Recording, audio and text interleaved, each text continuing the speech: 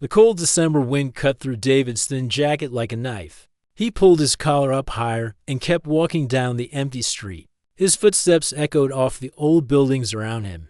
The industrial part of town always felt lonely, but tonight it felt even worse. David checked his phone again. The bank message was still there. $47.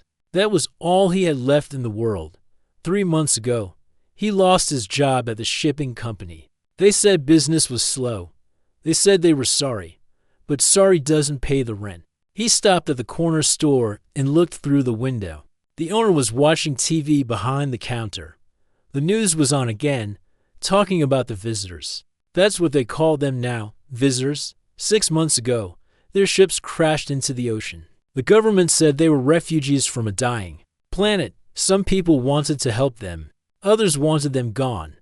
David didn't know what to think anymore. Everything felt different now. People were scared. Jobs were harder to find. The city had changed. His stomach growled. He hadn't eaten since yesterday morning. The $47 needed to last until he found work. Maybe he could get some bread and soup. That might last him 3 days if he was careful. As he walked toward the grocery store, he heard something, a soft sound, like someone crying. He stopped and listened. The sound came from behind the old warehouse. David looked around. The street was empty. Most people avoided this area after dark. He followed the sound down a narrow alley between two buildings. Trash bins lined the walls. The street light flickered on and off. Then he saw her. A woman sat on the ground behind a large dumpster. She was shaking. Her arms were wrapped around her knees, trying to stay warm. But something was different about her. Her skin looked pale blue under the flickering light. Her hair was silver white and seemed to glow softly. David's heart jumped. She was one of them, one of the visitors. The woman looked up at him with large, bright eyes. They weren't quite human eyes. They had a strange light in them, like stars. She made a small sound, almost like a frightened animal. Her whole body was shaking from the cold. David stood there for a moment. He knew he should probably walk away. Most people did. The government said the visitors could be dangerous. Some people on TV said they carried diseases. Others said they were spies. But looking at her now, David didn't see danger. He saw someone who was scared and cold and alone, just like he felt most days.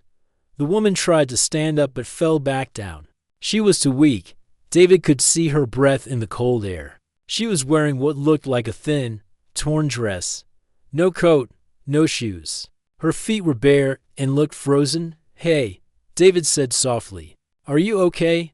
The woman looked at him but didn't answer. Maybe she didn't understand English. She made another soft sound and pointed to herself, then to the sky. David thought she might be trying to tell him where she came from. He looked around the alley again. No one else was there. The woman needed help.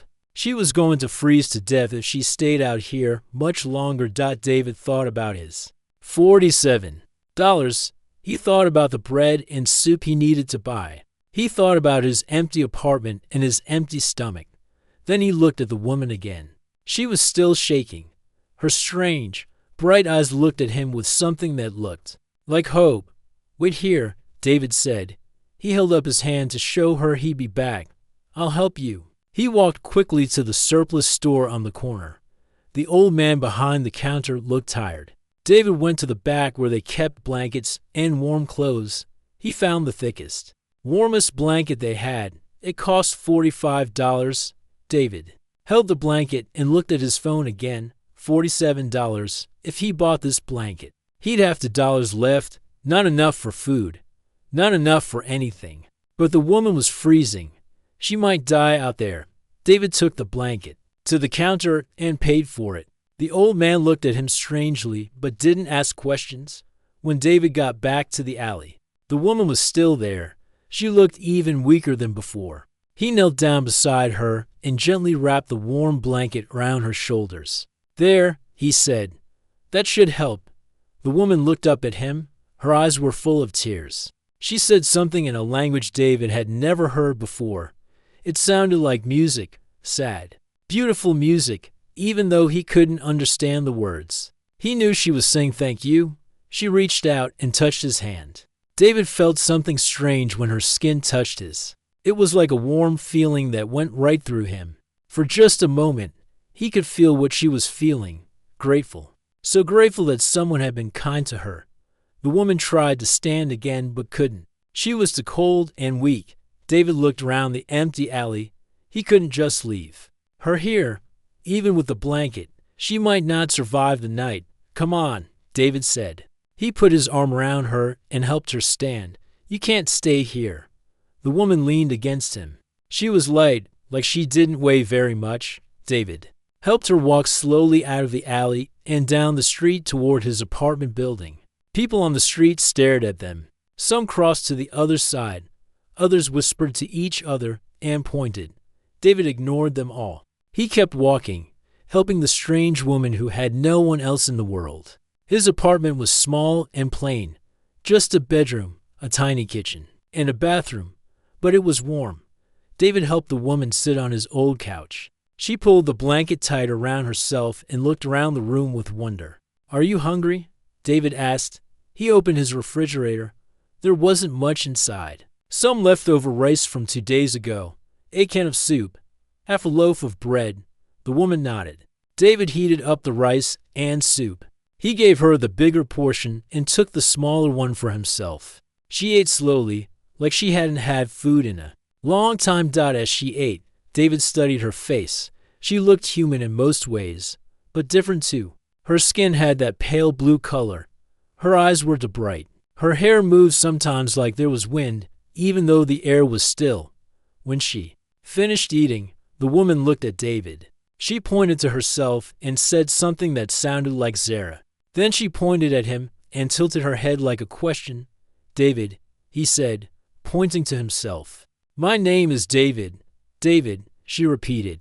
Her voice was soft and musical. She smiled for the first time since he'd found her.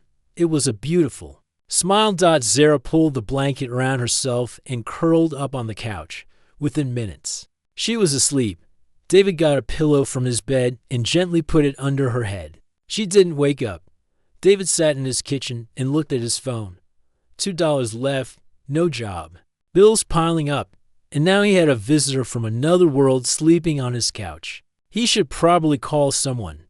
The government had hotlines for reporting visitors. They had special places where they took them. But David looked at Zara sleeping peacefully for the first time in who knows how long. She looked so small and fragile wrapped in the blanket he'd bought her. The blanket that cost him almost everything he had. He turned off his phone and went to bed. Tomorrow would bring new problems. Tonight, he'd done something good. Maybe the first good thing he'd done in months. Outside, the wind continued to blow through the empty streets. But inside David's small apartment, two beings from different worlds shared warmth and safety. It was the beginning of something neither of them could have imagined. David woke up to the smell of something burning. He jumped out of bed and ran to the kitchen. Zara was standing by the stove, looking confused and scared. Black smoke was coming from a pan. It's okay, David said quickly. He turned off the heat and opened the window. You don't know how to use our stoves. That's fine. Zara stepped back, her bright eyes wide with worry. She said something in her musical language and pointed to the ruined eggs in the pan. David could tell she was apologizing. Don't worry about it, David said with a smile. I burn food all the time. Over the next few days, David learned that Zara was trying to help around the apartment. She would attempt to clean or cook while he was out looking for work. But earth things were strange to her. The shower confused her. Light switches seemed like magic. She had never seen a refrigerator before. David started teaching her simple English words. He would point to things and say their names: chair, table, window, door. Zara repeated each word carefully, her voice making them sound like music. Where you from? David asked one morning, speaking slowly. Zara looked sad.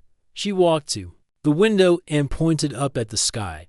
Then she closed her eyes and touched David's hand. Suddenly, David saw images in his mind. Not like remembering something, but like watching a movie. He saw a beautiful world with cities made of crystal and forests that glowed with soft light. He saw Zara's people, tall, graceful beings with pale blue skin and bright eyes like hers.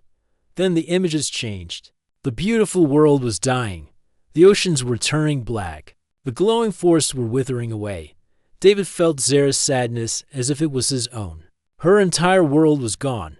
When she let go of his hand, David was breathing hard. "How did you do that?" he asked. Zara touched her chest, then touched his. "Feel," she said in careful English. "My people feel others." David understood. Zara's people could share emotions and memories through touch. That's how she was learning so fast.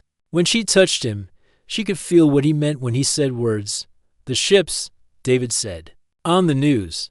That was your people?" Zara nodded. "Sadly, many ships, storm in space, most crash in water. I lose my family." David's heart ached for her. She had lost everything, her world, her family, her entire way of life. And now she was stuck here with him, a broke human who could barely take care of himself. As the days passed, David's money situation got worse. He had job interviews, but nobody wanted to hire him. Bills were piling up on his kitchen table. The landlord left angry messages on his phone. Zara noticed his stress. David would sit at the table, head in his hands, looking at the bills he couldn't pay. One evening, she sat beside him and gently touched his arm. David felt her concern flow through him. It was warm and comforting, like being hugged from the inside. But he also felt guilty. She could sense his worry about money, about food, about keeping the apartment. "I'm sorry," David said. "I can't even take care of myself. I shouldn't have brought you here." Zara shook her head. "You saved me," she said. Her English was getting better every day. "You give blanket. You give home. You good person." The next morning, David left early for another job interview. When he came back that afternoon, he found Zara in the hallway talking to Mrs. Patterson, the elderly woman who lived next door. "David," Mrs. Patterson called out, "your friend here is amazing. My old television hasn't worked in months, and she fixed it somehow." David looked at Zara, confused. "How did you fix a TV?" Zara looked nervous. She held up her hands and made a gesture like electricity jumping between her fingers. "My people understand energy things." That evening, Zara showed David what she meant. She held an old broken radio that David had been meaning to throw away. She closed her eyes and placed her hands on it. David could see tiny sparks of light dancing between her fingers. The radio started playing music. "Your people can fix electronics?" David asked, amazed. "Not fix," Zara said, searching for the right words. "Talk to them. Tell them how to work right." Over the next week, word spread quietly through the apartment building. Mrs. Patterson told her friend Mrs. Johnson about her TV. Mrs. Johnson's microwave had been broken for months. Zara fixed it in minutes. The building superintendent, Mr. Rodriguez, heard about it too. His office computer kept crashing. Zara touched it gently and it worked perfectly. People started knocking on David's door. They brought broken phones, tablets, coffee makers, anything electronic that had stopped working. They were all curious about Zara, but they were polite. They could see she was harmless. David was nervous at first. "Are you sure this is safe?" he asked Zara. "People might get scared if they see what you can do." "I help," Zara said simply. "You help me, I help your neighbors." The neighbors started paying them small amounts for the repairs. $5 here, $10 there. It wasn't much, but it helped. David could buy groceries again. He could keep the lights on. More importantly, David noticed that Zara seemed happier. She liked helping people. She liked being useful. When someone thanked her for fixing their things, she would smile, that beautiful smile of hers. One evening, they were eating dinner together, real food that David had been able to buy. With the repair money, Zara looked at him seriously. "David," she said, "why you help me? Other humans, they afraid. They walk away. But you different." David thought about it. He remembered that night when he found her. He could have walked away like everyone else. It would have been easier, safer. "I don't know," he said honestly. Maybe because I know what it's like to be alone, to have nowhere to go.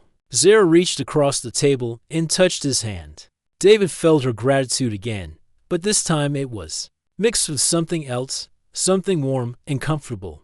She wasn't just grateful anymore. She was happy to be here with him. On my world, Zara said softly, we have saying, when someone saves your life, they become family. David felt tears in his eyes. He hadn't had family in years. His ex-wife had left him 2 years ago. His parents lived far away and rarely called. He had been alone for so long. Family, he repeated. Zara nodded. You my family now, I your family. That night, David went to bed feeling something he hadn't felt in months. Hope. Maybe his life was changing for the better. Maybe finding Zara in that alley was the best thing that had ever happened. To him, he didn't know that outside, some of his neighbors were talking. Not everyone was happy about the strange woman with blue skin living in their building. Not everyone thought what she was doing was normal. Some people were starting to ask questions. And asking questions was dangerous for visitors like Zara. But tonight, David and Zara were just two beings from different worlds, sharing a simple meal and feeling like they belonged somewhere again. Tomorrow would bring new challenges, but they would face them together. As family. The eviction notice arrived on a Tuesday morning. David stared at the yellow paper taped to his door, his stomach dropping. 30 days to pay 3 months of back rent, or they would have to leave. What is this? Zara asked, appearing beside him in the hallway. Her English had improved so much over the past few weeks that she could read most things now. Bad news, David said quietly. He didn't want the neighbors to hear. We might have to leave this place. Zara's bright eyes filled with worry. Through their growing connection, she could feel his stress like a heavy weight in her chest. Over the weeks, they had developed an understanding that went beyond words. Sometimes she knew what he was thinking before he said it. Back inside the apartment, David spread all his bills across the kitchen table. The numbers were brutal. Even with the money from Zara's repair work, they weren't making enough. The rent was too high. The bills kept coming. How much need? Zara asked, sitting beside him. $2,000, David said, rubbing his tired eyes. I'd need to find a real job that pays well. But nobody wants to hire someone like me. David had been out of work for so long that employers thought something was wrong with him. Every interview ended the same way. They would smile politely and say they'd call back. They never did. Zara stood up suddenly. I go out, she said. Where? David asked, but she was already putting on the old coat he'd bought her from the thrift store. Help more people, she said simply. Make more money. David felt nervous about her going out alone. Some humans still didn't trust the visitors. But Zara had been careful. She only helped people in their building, people who knew her now, after she left. David sat alone with his bills and his fears. He had failed at marriage. He had failed at keeping a job. Now he was about to fail at taking care of the one person who actually needed him. Zara didn't come back until evening. When she walked through the door, she looked tired but excited. She pulled a handful of money from her coat pocket and placed it on the table. Where did you get this? David asked, counting the bills. There was almost $300. Building next to us, Zara explained, sitting down heavily. Superintendent there. He have many broken things. Computers, printers, coffee machines. All broken for months. David looked at her more closely. She looked exhausted. More tired than he'd ever seen her. Are you okay? You look sick. Zara tried to smile, but David could see the effort it took. Fixed many things today, more than before. It takes energy from me. David realized that Zara's abilities weren't limitless. Using her powers to fix electronics drained her somehow. She had pushed herself hard today to help them. You don't have to do this, David said gently. We'll figure something else out. No, Zara said firmly. We family help each other. Over the next 2 weeks, Zara expanded her repair business. Word had spread beyond their building. People started calling, asking if the electronic lady could fix their broken devices. David became her assistant, carrying things and talking to customers since some people were still nervous around Zara. They fixed everything from smartphones to washing machines. Zara would place her hands on the broken device, close her eyes, and somehow convince it to work again. David watched her do it hundreds of times, but it still seemed like magic to him. The money was good, but David worried about Zara each day. She looked more tired. Sometimes she would sway on her feet after fixing something complicated. Her skin, which had always been pale blue, was starting to look almost gray. "You need to rest," David told her one evening after she had collapsed on the couch. "We almost have enough," Zara said weakly. "Just few more days." David looked at the money they had saved. They were close to having enough for the rent, but not quite there. He couldn't let Zara work herself sick for him. That night, while Zara slept, David made a decision. He took some of their saved money and went to the grocery store. He bought real food for the first time in weeks, fresh vegetables, good meat, fruits that Zara had never tried before. The next morning, he cooked her a proper breakfast. "Today is rest day," he announced. "No work, just food and rest." Zara started to argue, but David held up his hand. "I'm the boss today. You listen to me." They spent the day together in the apartment. David taught Zara how to play simple card games. She showed him more of her memories, happy ones this time. He saw her childhood on her home world, playing in the glowing forest with other children. "Your world looked beautiful," David said. "Yes," Zara said sadly, "but this world has something mine did not have." "What's that?" Zara looked at him with those bright, star-like eyes. "You?" David felt his heart skip. Over the weeks, his feelings for Zara had grown into something deeper than gratitude or friendship. But he hadn't dared to hope she felt the same way. "Zara," he said softly. She reached over and took his hand immediately. David felt her emotions flowing into him. Not just gratitude this time, but something warm and deep and wonderful. She cared about him the same way he cared about her. "On my world," Zara said quietly. "When two people share feelings like this, it means they are meant to be together. Not just friends, not just family, something more." David squeezed her hand. "I've never felt like this before. Not even with my ex-wife." "Because this is real," Zara said. "This is what my people call soul bonding. When two beings choose to share their lives completely." They sat together on the couch, holding hands and sharing their emotions. David had never experienced anything like it. He could feel Zara's love for him like warmth spreading through his entire body, and she could feel his love for her in return.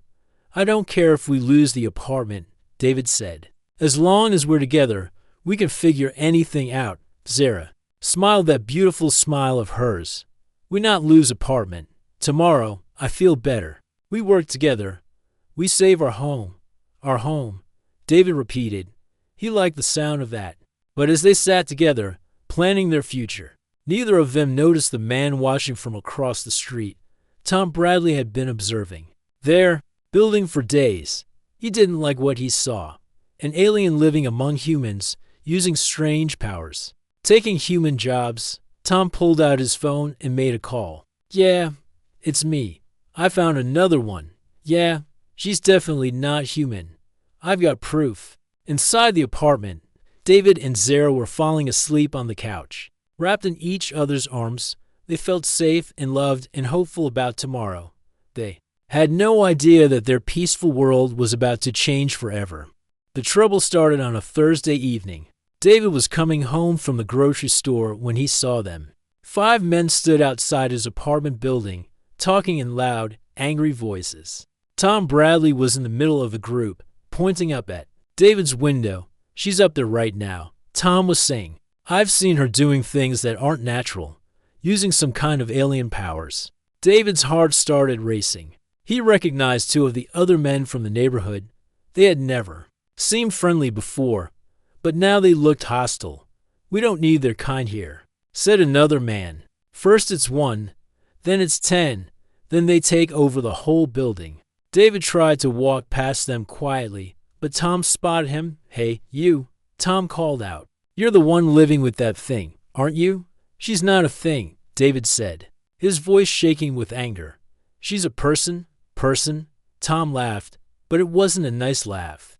People don't have blue skin and electric fingers. People don't come from outer space. The other men moved closer to David. He could smell alcohol on their breath. They had been drinking, which made everything more dangerous. You need to get rid of it, Tom said, stepping right in front of David. Send it back where it came from. I'm not sending anyone anywhere, David said, trying to keep his voice steady. Zara lives here legally. She has papers. Papers? Tom spat on the ground. Those government papers don't mean anything. We don't want aliens in our neighborhood. David tried to push past them, but they blocked his way. His groceries fell to the ground, and apples rolled across the sidewalk. Please, just let me go home. David said, not until you promise to get rid of your alien friend, Tom said. That's when David heard Zara's voice from above. She was leaning out of their apartment window, looking down with worry. David, you okay? She called. The men all looked up at her in the streetlight. Her pale blue skin and silver hair were clearly visible. Her bright eyes seemed to glow in the darkness. See? Tom shouted, pointing up at her. Look at that thing. That's not human. Get back inside, Zara, David yelled. But it was too late. Tom was already pulling out his phone, taking pictures. The other men were shouting now, calling Zara names that made David's blood boil. You freak. One of them yelled, go back to your own planet. Zara's face showed fear and hurt. She had worked so hard to help people in the neighborhood. She had fixed their electronics, made their lives easier. But none of that mattered to these men. David saw something that made his stomach drop.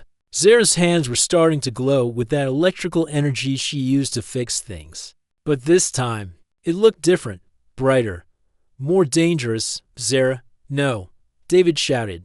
Don't use your powers. But Zara was scared and angry. The electrical glow spread from her hands up her arms. The streetlights around them started flickering. Car alarms began going off. The men stepped back, suddenly afraid. But Tom kept taking pictures with his phone. This is perfect, Tom said with an evil grin. Now I have proof. The government will pay good money for this. The electrical energy around Zara grew stronger. David could feel the hair on his arms standing up. Windows in nearby cars started cracking. The men were backing away now, truly scared. Please, Zara, David called out. Calm down. You're scaring them. Zara looked down at David. She saw the fear in his eyes. Not fear of her, but fear for her. She closed her eyes and took deep breaths. Slowly, the electrical glow faded. The streetlights stopped flickering. But the damage was done. Tom had his pictures. The other men had seen what she could do. Word would spread quickly. I'm calling the authorities, Tom announced loudly. This alien is dangerous. It needs to be locked up. David finally pushed past the men and ran upstairs. He found Zara sitting on their couch, crying. Her whole body was shaking. I'm sorry, she said over and over. I'm so sorry. I was scared. I not mean to. It's okay, David said, holding her close. You didn't do anything wrong. They were being cruel to you. But David knew it wasn't okay. Tom's pictures would cause serious problems. The government had strict rules about visitors using their abilities in public. They could take Zara away. The next morning, there was a knock at the door. David opened it to find two people in dark suits. They showed him official badges. Agent Lewis and Agent Chen, the woman said. We're from the Department of Alien Affairs. We need to speak with the visitor living here. David's worst fears were coming true. She hasn't done anything wrong, he said quickly. Sir, we have reports of an unauthorized display of alien abilities, Agent Lewis said. We need to take her in for questioning. No, David said, blocking the doorway. She was defending herself. Those men were threatening us.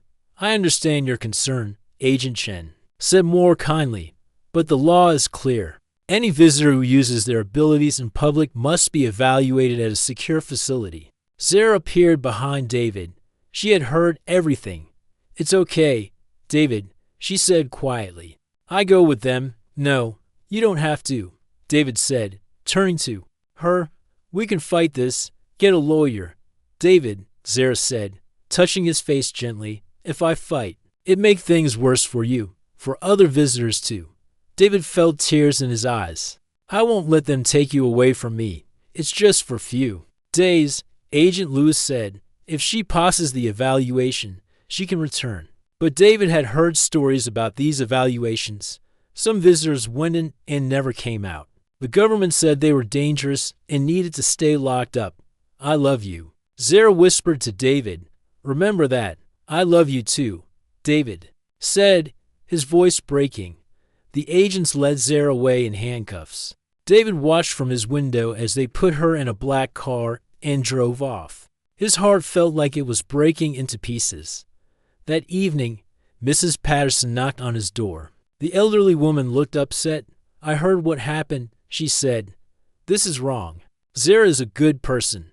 She helped all of us. I don't know what to do, David said honestly.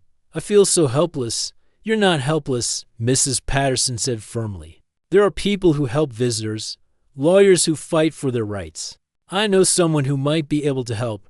For the first time since morning, David felt a tiny spark of hope. He wasn't going to give up on Zara. She had saved his life in so many ways. Now it was his turn to save hers. But as he looked out at the empty apartment, David realized how quiet it was without her, how cold it felt. Zara had brought warmth and light into his life. Without her, everything felt gray and meaningless again. He picked up the phone Mrs. Patterson had given him. It was time to fight for the woman he loved. Time to prove that love could overcome fear and prejudice. The battle for Zara's freedom was just beginning. David didn't sleep for 3 days. He spent every hour calling lawyers, visiting government offices, and trying to find someone who could help him get Zara back. The apartment felt empty and cold without her. Every corner reminded him of her smile, her laugh, the way she would touch broken things and make them work again. The lawyer Mrs. Patterson had recommended was a kind woman named Rebecca Wells. She specialized in helping visitors who got in trouble with the government. I'll be honest with you, Rebecca said when they met at her small office. These cases are hard to win.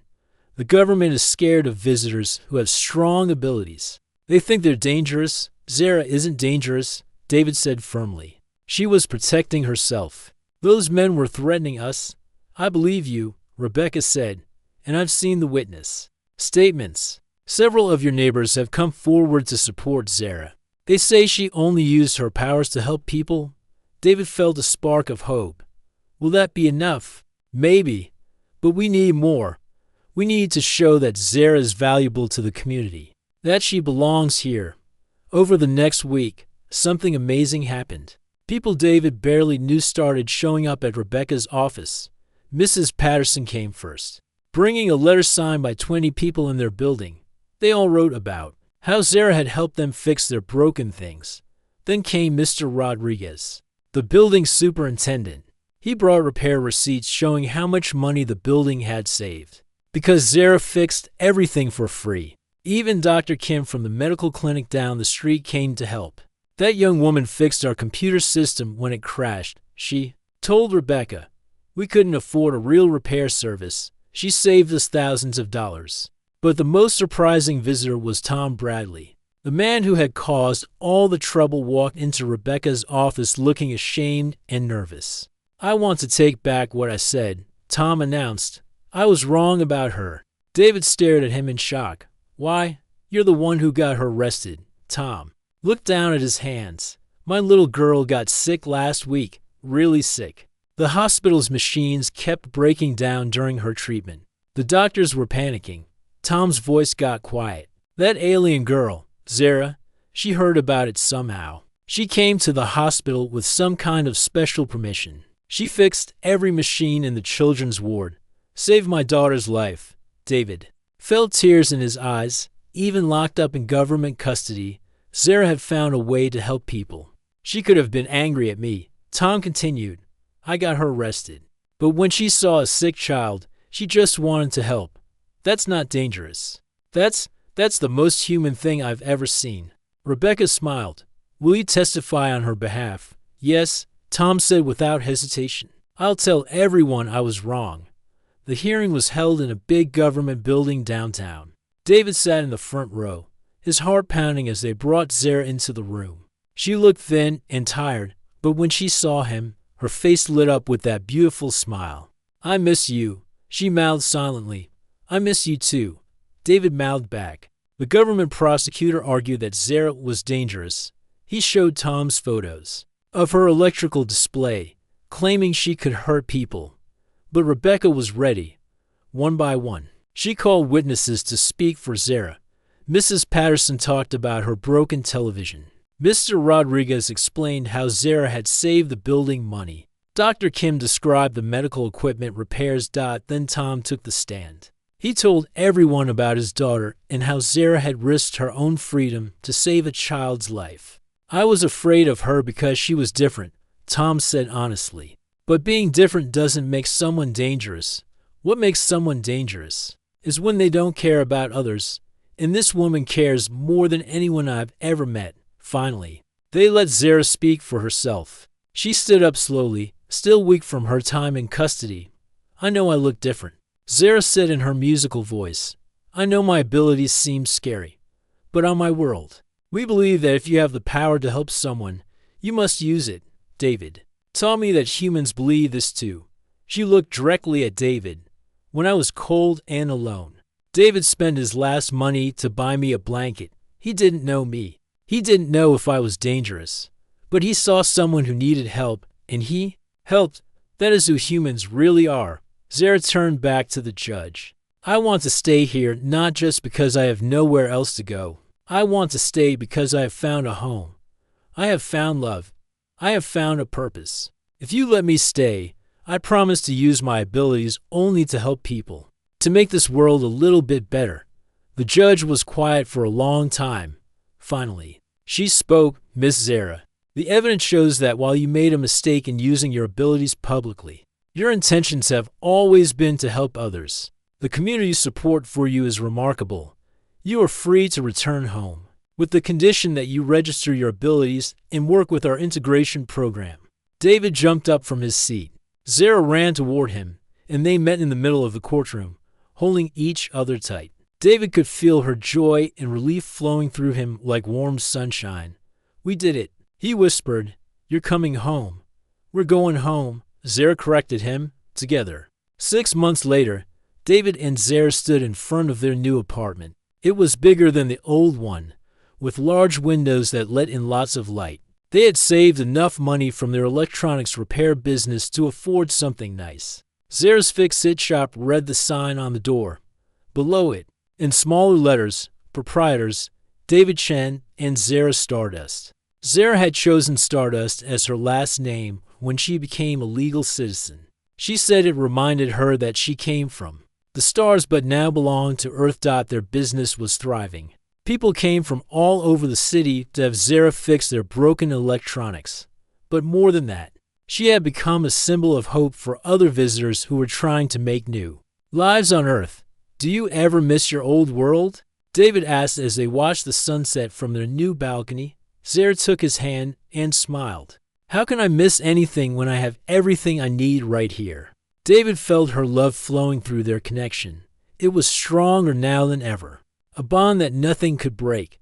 Besides, Zara added with a laugh, "My old world never had pizza or coffee or you." They stood together watching the stars come out, to beings from different worlds who had found their home in each other. David thought about that cold night when he spent his last money on a blanket for a stranger. It was the best decision he had ever made. Now Zara warmed more than just his bed. She warmed his heart, his life, and his future. Together, they had built something beautiful from the simplest act of kindness, and in the city below, broken things were being fixed, one gentle touch at a time.